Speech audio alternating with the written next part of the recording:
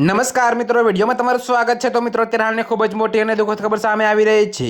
તો મિત્રો, તમને જણાવી દઈએ કે મ્યાનમારના પશ્ચિમી રાજ્ય રખાઇનમાં ગૃહયુદ્ધ વચ્ચે સૈન્ય દ્વારા કરવામાં આવેલા લોહિયાળ હુમલામાં એક મુખ્ય હોસ્પિટલ ધ્વસ્ત થઈ ગઈ છે।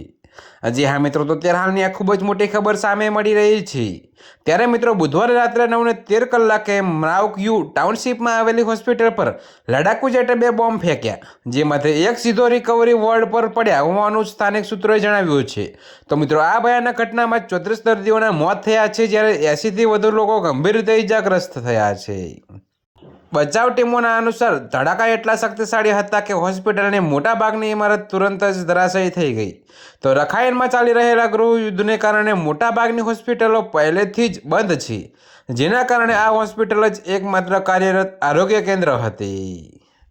ત્યારે મિત્રો, તમને વધુમાં વિગતવાર જણાવી દઈએ કે જોકે મિત્રો, મળતી માહિતી પ્રમાણે તે નષ્ટ થતાં હજારો નાગરિકો હવે સારવારની ગંભીર કમીનો સામનો કરશે।